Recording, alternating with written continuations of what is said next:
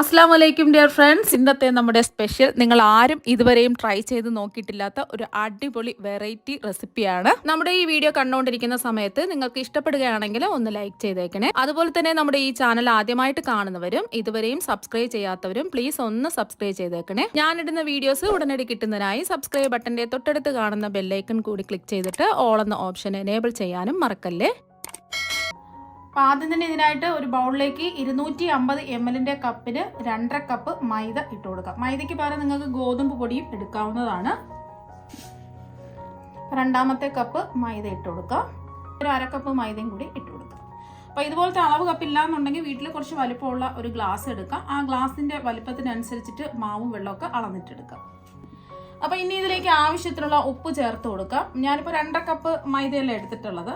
അപ്പോൾ അതിനനുസരിച്ചിട്ടുള്ള ഉപ്പ് ചേർത്ത് കൊടുക്കാം. ഒരു 1.25 ടീസ്പൂൺ ഉപ്പൊക്കെ ചേർത്ത് കൊടുക്കാം. അപ്പോൾ ഉപ്പൊക്കെ നിങ്ങളുടെ ഇഷ്ടത്തിനനുസരിച്ച് കൂട്ടിയും കുറച്ചൊക്കെ എടുക്കാവുന്നതാണ്. നിങ്ങൾക്ക് വേണമെന്നുണ്ടെങ്കിൽ ഈ മാവിൽ വെള്ളം ഒഴിച്ചു കൊടുക്കുമല്ലോ, ആ വെള്ളത്തിലേക്ക് ഉപ്പ് ചേർത്തൊന്ന് മിക്സ് ചെയ്തിട്ട് വെള്ളം ചേർത്തിട്ട് മിക്സ് ചെയ്ത് അങ്ങനെ വേണമെന്നുണ്ടെങ്കിലും ഉപ്പ് ചേർക്കാവുന്നതാണ്. അപ്പോൾ മാവിൻ്റെ എല്ലാ ഭാഗത്തും ഉപ്പ് എത്തണം. നല്ലോണം ഒന്ന് മിക്സ് ചെയ്യാം. അപ്പോൾ അത് മിക്സ് ചെയ്തെടുത്തിട്ടുണ്ട്. അപ്പം നമ്മൾ ഏത് കപ്പിലാണോ മാവ് അളന്നെടുത്തിട്ടുള്ളത് അതിൽ 1 കപ്പ് വെള്ളം, ഞാനിപ്പോൾ 250 ml കപ്പിന് 1 കപ്പ് വെള്ളം എടുത്തിട്ടുണ്ട്. സാധാരണ പച്ചവെള്ളം തന്നെയാണ് എടുത്തിട്ടുള്ളത്. അപ്പോൾ ഒരുമിച്ച് വെള്ളം ഒഴിക്കരുത്. നമ്മളെടുക്കുന്ന ഓരോ മൈദയ്ക്ക് അനുസരിച്ചിട്ട് വെള്ളത്തിൻ്റെ അളവ് വ്യത്യാസം വരും. അപ്പോൾ അതിനനുസരിച്ചിട്ട് വെള്ളം ഒഴിച്ചു കൊടുക്കുക. ഇനി നമുക്ക് ഇതൊന്ന് കുഴച്ചെടുക്കാം.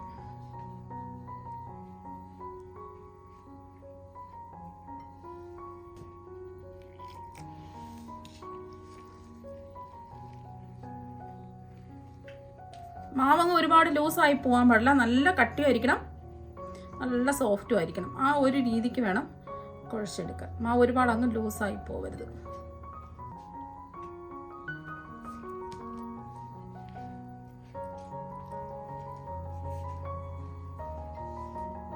അപ്പം ഞാൻ 1 കപ്പ് വെള്ളം ഫുള്ളായിട്ട് ഇതാ ഒഴിച്ചു കൊടുത്തിട്ടുണ്ട്. നല്ലതുപോലെ ഒന്ന് കുഴച്ച് ഉരുട്ടിയെടുക്കാം. അപ്പം എനിക്ക് 1 കപ്പ് വെള്ളത്തിൻ്റെ ആവശ്യമേ വന്നിട്ടുള്ളൂ. അപ്പം മാവ് നല്ലതുപോലെ ഇതാ കുഴച്ചെടുത്തിട്ടുണ്ട്.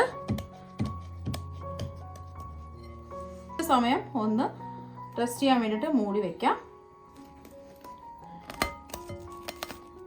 ഞാനിപ്പോൾ ഒരു ക്ലിംഗ് റാപ്പ് വെച്ചിട്ടാണ് കവർ ചെയ്ത് കൊടുത്തിട്ടുള്ളത്. ക്ലിംഗ് റാപ്പ് ഇല്ലാന്നുണ്ടെങ്കിൽ ഒരു പ്ലേറ്റ് വെച്ചിട്ട് മൂടി വെച്ച് കൊടുത്താൽ മതി. ഇപ്പം നമ്മൾ മാവ് കവർ ചെയ്ത് റെസ്റ്റ് ചെയ്യാൻ വെച്ചിട്ട് ഒരു 10 മിനിറ്റ് ആയി. ഇനി മാവ് നമുക്ക് ബൗളിൽ നിന്ന് കൗണ്ടർ ടോപ്പിലേക്ക് വെച്ച് കൊടുക്കാം. വീണ്ടും നമുക്ക് ഈ മാവ് നല്ല സോഫ്റ്റ് ആയിട്ട് ഒന്നുകൂടി ഒന്ന് കുഴച്ചെടുക്കാം.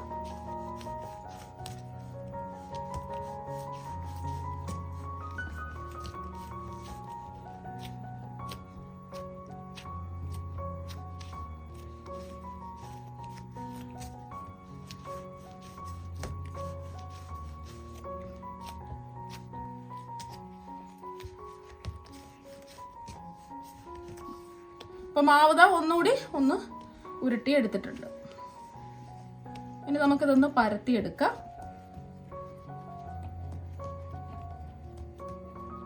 വേണമെന്നുണ്ടെങ്കിൽ ഇതിൻ്റെ പുറത്ത് കുറച്ച് പൊടിമാവ് ഇട്ടിട്ട് പരത്തിയെടുക്കാവുന്നതാണ്. ഞാനിപ്പോൾ പൊടിമാവൊന്നും ഇട്ടിട്ടില്ല.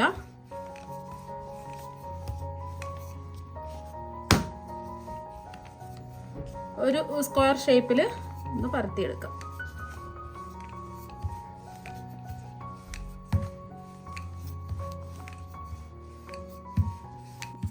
അപ്പോൾ കുറച്ച് കനത്തിൽ തന്നെയാണ് പരത്തി എടുത്തിട്ടുള്ളത്.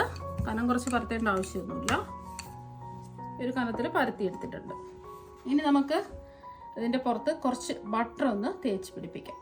ഒരുപാട് ഓവറായിട്ട് അങ്ങ് ബട്ടർ തേച്ച് പിടിപ്പിക്കരുത്. കുറച്ച് ഇതിൻ്റെ മുകളിലായിട്ട് ഇങ്ങനെ തേച്ച് പിടിപ്പിക്കുക. ബട്ടർ എടുക്കുമ്പോൾ പ്രത്യേകം ശ്രദ്ധിക്കുക. നമ്മൾ ഫ്രിഡ്ജിൽ നിന്നും ബട്ടർ എടുത്ത് വെച്ചതിന് ശേഷം അത് റൂം ടെമ്പറേച്ചറിലായിട്ട് ഇതിലേക്ക് തേച്ച് പിടിപ്പിക്കുക. അപ്പം ബട്ടർ എടുക്കുന്ന സമയത്ത് ഉപ്പില്ലാത്ത ബട്ടർ നോക്കി എടുക്കുക. നമ്മൾ മാവിൽ ഉപ്പുണ്ട്. ഉപ്പുള്ള ബട്ടർ ആണെന്നുണ്ടെങ്കിൽ മാവിൽ ഉപ്പ് ചേർത്ത് കൊടുക്കുന്ന സമയത്ത് കുറച്ച് ഉപ്പ് ചേർത്ത് കൊടുത്താൽ മതി. ഇപ്പം നമ്മൾ ബട്ടർ ഒന്ന് തേച്ച് പിടിപ്പിച്ചിട്ടുണ്ട്. ബട്ടർ എല്ലാം മാവിൻ്റെ എല്ലാ ഭാഗത്തും തേച്ച് പിടിപ്പിച്ചതിന് ശേഷം ഈ മാവ് രണ്ടായിട്ടൊന്ന് മടക്കാം. ഒന്ന് മടക്കി കൊടുത്തതിന് ശേഷം കൈ വെച്ചിട്ട് ഒന്ന് പ്രസ് ചെയ്യാം. വീണ്ടും നമ്മൾ ഇത് അതൊന്ന് പ്രസ് ചെയ്ത് കൊടുത്തിട്ടുണ്ട്. ഇനി ഈ അറ്റത്തുണ്ടല്ലോ, ഈ അറ്റം വെച്ചിട്ട് നമുക്ക് ഇങ്ങനെ ഒന്ന് മടക്കി കൊടുക്കാം. വീണ്ടും കൈ വെച്ചിട്ട് ഇതുപോലെ ഒന്ന് പ്രസ് ചെയ്ത് കൊടുക്കാം. ഇതൊക്കെ നല്ല ലെയർ കിട്ടുന്നതിന് വേണ്ടിയിട്ടാണ് നമ്മൾ ഇങ്ങനെയൊക്കെ ചെയ്യുന്നത്. അപ്പോൾ അതൊന്ന് പ്രസ് ചെയ്ത് കൊടുത്തിട്ടുണ്ട്. വീണ്ടും നമുക്ക് ഈ അറ്റം ഒന്ന് മടക്കി കൊടുക്കാം. ഇനി നമുക്ക് ഈ അറ്റവും എന്താ ഒന്ന് മടക്കി കൊടുത്തിട്ടുണ്ട്. നമുക്ക് കൈ വെച്ചിട്ട് ഇങ്ങനെ ഒന്ന് പ്രസ് ചെയ്ത് കൊടുക്കാം.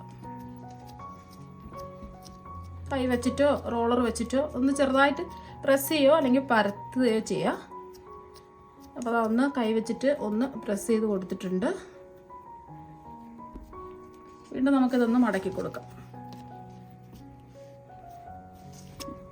അപ്പോൾ വീണ്ടും എന്താ ഒന്ന് മടക്കി കൊടുത്തു.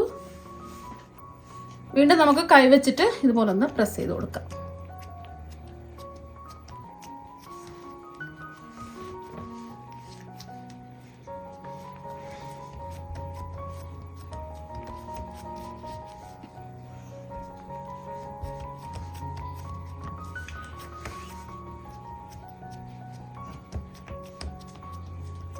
ഒന്ന് പ്രസ് ചെയ്ത് കൊടുത്തതിന് ശേഷം നമ്മൾ നേരത്തെ സ്ക്വയറായിട്ട് പരത്തി എടുത്തില്ലേ, അതുപോലെ അങ്ങ് പരത്തിയെടുക്കാം. ഇപ്പോൾ ഒരു സ്ക്വയർ ഷേപ്പിൽ ഒന്ന് പരത്തി എടുത്തിട്ടുണ്ട്. ചെറിയൊരു കനത്തിൽ തന്നെയാണ് പരത്തി എടുത്തിട്ടുള്ളത്. വീണ്ടും നമുക്കിതൊന്ന് ഇങ്ങനെ മടക്കി കൊടുക്കാം. ഈ അറ്റവും ഒന്ന് മടക്കി കൊടുക്കാം. വീണ്ടും നമുക്കിതൊന്ന് പരത്തി കൊടുക്കാം.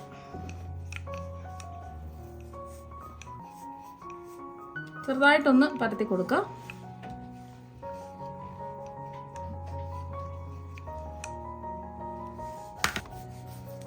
ഇപ്പോൾ ഒന്ന് പരത്തി കൊടുത്തിട്ടുണ്ട്. ഈ ഒരറ്റം ഇങ്ങനെ മടക്കി കൊടുക്കാം. ഒന്ന് ഇതുപോലെ ഒന്ന് പ്രസ് ചെയ്ത് വയ്ക്കാം. വീണ്ടും ഈ അറ്റം ഇതുപോലെ ഒന്ന് മടക്കി കൊടുക്കാം. ഒന്ന് ഇതുപോലെ ഒന്ന് പ്രസ് ചെയ്ത് കൊടുക്കാം. വീണ്ടും ഒന്ന് നമുക്ക് പരത്തി കൊടുക്കാം. വീണ്ടും നമുക്കിതൊന്ന് പരത്തി കൊടുക്കാം. ചെറിയ രീതിയിൽ ഒന്ന് പരത്താം. അതൊന്ന് പരത്തി കൊടുത്തതിന് ശേഷം ഇത് നമുക്ക് രണ്ടായിട്ട് ഒന്ന് മടക്കി കൊടുക്കാം. ഒന്ന് മടക്കി കൊടുത്തിട്ടുണ്ട്. ഇനി മാവ് ക്ലിംഗ് റാപ്പ് വെച്ചിട്ട് ഒന്ന് കവർ ചെയ്ത് വെക്കാം. അപ്പോൾ ക്ലിംഗ് റാപ്പ് ഇല്ലാന്നുണ്ടെങ്കിൽ ഏതെങ്കിലും അടപ്പുള്ള പാത്രത്തിൽ വെച്ചിട്ട് ഇതുപോലെ കവർ ചെയ്ത് വെക്കുകയോ അല്ലെങ്കിൽ ഒരു പ്ലാസ്റ്റിക് കവറിൽ ഒന്ന് കവർ ചെയ്ത് വെക്കുകയോ ചെയ്യുക. ഇത് ഫ്രിഡ്ജിലല്ല വെക്കുന്നത്. നമ്മളിതിൽ ബട്ടറൊക്കെ ചേർത്ത് കൊടുത്തതുകൊണ്ട് നമ്മൾ പുറത്ത് വെക്കുകയാണെന്നുണ്ടെങ്കിൽ മെൽറ്റ് ആവും. അതുകൊണ്ട് ഫ്രീസറിൽ വേണം ഇത് സെറ്റ് ചെയ്യാൻ വെക്കാൻ. അപ്പോൾ ഇതൊന്ന് ഫ്രീസറിലേക്ക് വെക്കാം. ഇപ്പം ഞാൻ ഫ്രീസറിൽ അരമണിക്കൂർ സെറ്റ് ചെയ്യാൻ വെച്ചിട്ട് എടുത്തിട്ടുള്ള മാവാണ്.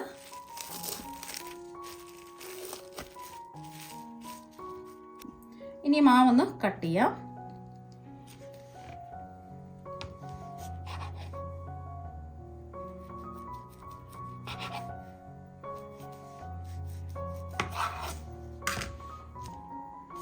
കട്ട് ചെയ്ത മാവും എടുക്കാം. ഇപ്പോൾ കണ്ടില്ല, നല്ല ലെയർ ആയിട്ട് അതാ വന്നിട്ടുണ്ട്. ഈ മാവ് കൈ വെച്ച് ഇതുപോലെ ഒന്ന് പ്രസ് ചെയ്ത് കൊടുക്കാം. ഈ മാവ് മൂന്നായിട്ടൊന്ന് കട്ട് ചെയ്യാം.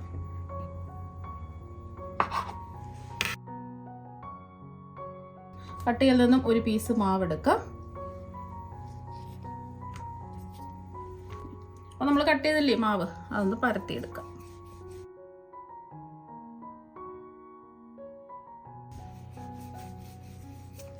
പൊടിമാവൊന്നും ഇടേണ്ട ആവശ്യമില്ല.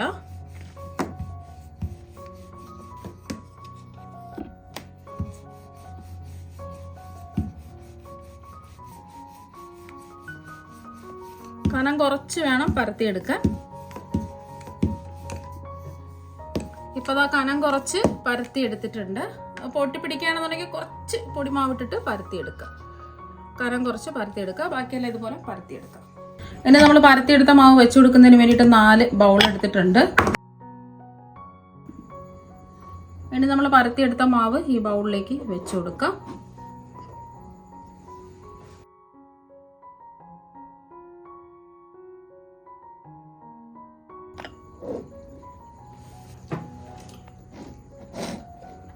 ഇനി ഓരോന്നിലും ഓരോ മുട്ട പൊട്ടിച്ചത് ഒഴിച്ചു കൊടുക്കാം.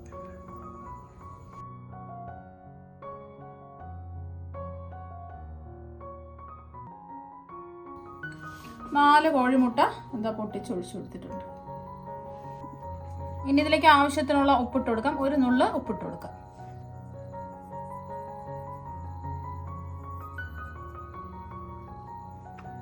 ഒരു നുള്ള് ഉപ്പ് ഇട്ട് കൊടുത്തിട്ടുണ്ട്. ഇനി ഇതിലേക്ക് കുറച്ച് ഒരു നുള്ള് അല്ലെങ്കിൽ 2 നുള്ള് കുരുമുളക് പൊടി ചേർത്ത് കൊടുക്കാം.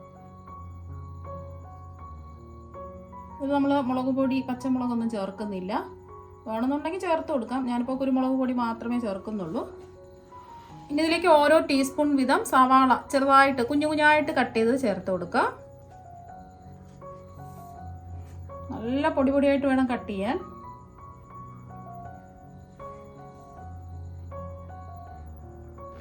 തക്കാളി കട്ട് ചെയ്ത് ചേർക്കുക. അതിൻ്റെ ഉള്ളിലെ പൾപ്പൊക്കെ എടുത്ത് കളഞ്ഞിട്ടാണ് എടുത്തിട്ടുള്ളത്. വേണമെന്നുണ്ടെങ്കിൽ പൾപ്പൊക്കെ എടുക്കാം. ഞാനിപ്പോൾ പൾപ്പ് എടുത്ത് കളഞ്ഞിട്ട് കട്ട് ചെയ്തെടുത്തതാണ്. ഈ കുറച്ച് മല്ലിയില വേണമെന്നുണ്ടെങ്കിൽ ചേർത്ത് കൊടുക്കാം. നിങ്ങൾക്ക് ഇഷ്ടമുള്ള മസാലപ്പൊടികളൊക്കെ ചേർത്ത് കൊടുക്കാം.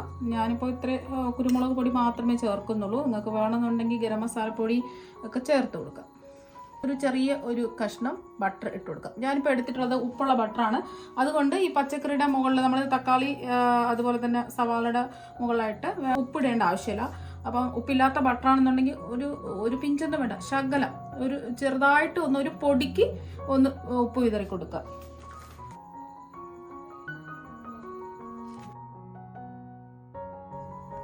മാവിൻ്റെ ഓരോ അറ്റവും ഇതുപോലെ പിടിച്ച് ഇതുപോലെ ഒന്ന് ചുരുക്കി കൊടുക്കാം.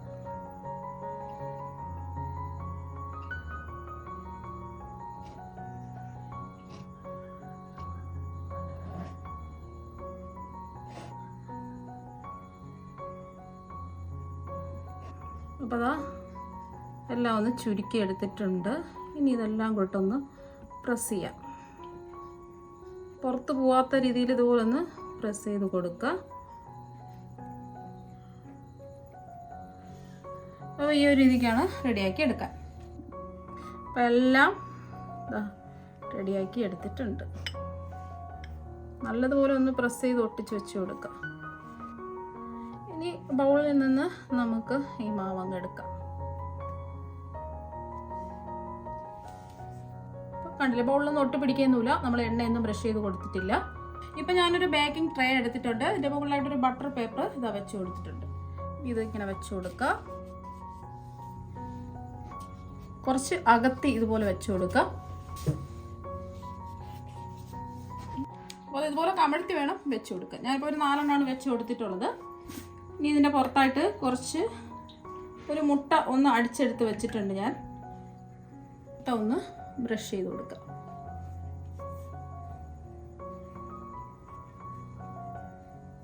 നമ്മളിത് 2 രീതിയിലാണ് കാണിക്കുന്നത്. ഒന്ന് ബേക്ക് ചെയ്തെടുത്ത് കാണിക്കുന്നതും പിന്നീട് രണ്ടാമത്തത് നമ്മളിത് ഓയിലിൽ ഫ്രൈ ചെയ്തിട്ടുമാണ് കാണിക്കുന്നത്. ഹെൽത്തി ആയിട്ട് കഴിക്കാൻ ആഗ്രഹിക്കുന്നവർക്ക് ഇതുപോലെ ബേക്ക് ചെയ്തിട്ടെടുക്കുക. അപ്പോൾ ഓവൻ ഇല്ലാത്തവർക്ക് ഗ്യാസ് സ്റ്റോപ്പിൽ വെച്ചിട്ട് ബേക്ക് ചെയ്തെടുത്താലും മതി.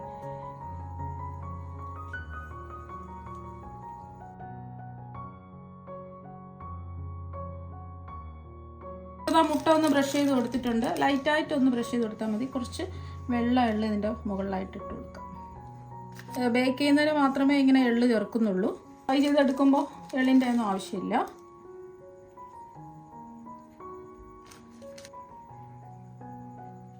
ഇനി ഇതിൻ്റെ മുകളിലായിട്ട് കുറച്ച് കറുത്ത എള്ള് വെച്ച് കൊടുക്കുക. കാണാൻ ഒരു ഭംഗിക്ക് വേണ്ടിയിട്ടാണ്.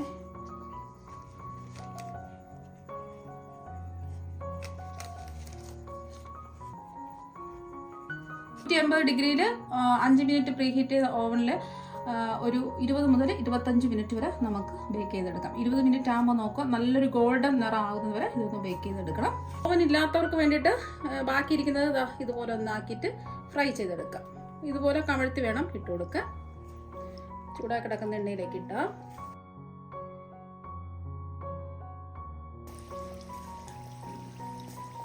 ഒരു വശം നല്ലൊരു ഗോൾഡൻ നിറാവുന്ന സമയത്ത് തിരിച്ചിട്ട് കൊടുക്കാം. മീഡിയം ഫ്ലെയിം വെച്ച് കൊടുക്കാം. നമ്മളിത് എണ്ണയിലേക്ക് ഇട്ട് ഫ്രൈ ചെയ്തെടുക്കുന്നത് മുട്ടയും അതുപോലെ എള്ളൊന്നും ചേർക്കേണ്ട ആവശ്യമൊന്നുമില്ല. മുട്ട ബ്രഷ് ചെയ്യോ അല്ലെങ്കിൽ എള്ള് ചേർക്കുകയൊന്നും വേണ്ട. അല്ലാതെ നേരിട്ട് ഇതുപോലെ എണ്ണയിലേക്കിട്ട് ഫ്രൈ ചെയ്തെടുക്കാൻ മതി. ഒരു വശം ഒരു ഗോൾഡൻ നിറാവട്ടെ. കണ്ടത് നല്ലോണം വീർത്ത് വന്നിട്ടുണ്ട്. ഒരു വശം ഒരു ഗോൾഡൻ നിറാവുന്ന സമയത്ത് തിരിച്ചിട്ട് കൊടുക്കാം. തിരിച്ചു മറിച്ചിട്ട് നല്ലൊരു ഗോൾഡൻ നിറാവുന്നത് വരെ ഇതൊന്ന് ഫ്രൈ ചെയ്തെടുക്കാം.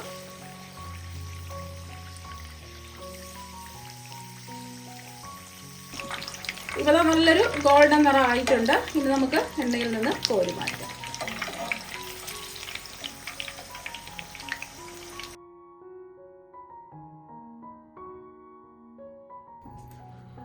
അപ്പോൾ നമ്മളിതാ എണ്ണയിൽ ഫ്രൈ ചെയ്തെടുത്തിട്ടുള്ളതാണ്. നല്ല ക്രിസ്പി ആയിട്ടാണ് ഇരിക്കുന്നത്.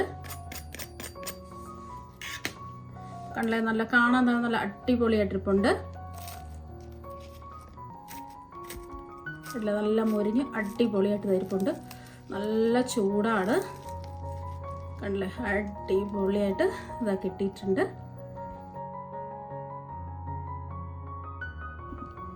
ഇപ്പം ഇതാ ഓവനിൽ വെച്ച് ബേക്ക് ചെയ്തതും പുറത്തെടുത്തിട്ടുണ്ട്.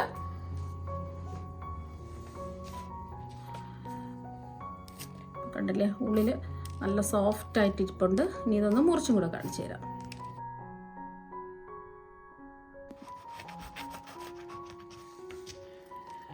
കണ്ടില്ലേ, അടിപൊളിയായിട്ട് ഇത് കിട്ടിയിട്ടുണ്ട്. ഉള്ളിലൊക്കെ നല്ലോണം വെന്ത് ഇതാ നല്ല സോഫ്റ്റ് ആയിട്ടിരിപ്പുണ്ട്. അപ്പോൾ നിങ്ങൾ എന്തായാലും ഇതുപോലെ ഒരു പ്രാവശ്യം ഒന്ന് ട്രൈ ചെയ്ത് നോക്കുക. തീർച്ചയായും നിങ്ങൾക്ക് എല്ലാവർക്കും ഒരുപാട് ഇഷ്ടമാകും. അപ്പോൾ നമുക്ക് മറ്റൊരു വെറൈറ്റി വീഡിയോ ആയിട്ട് വീണ്ടും കാണാം. താങ്ക്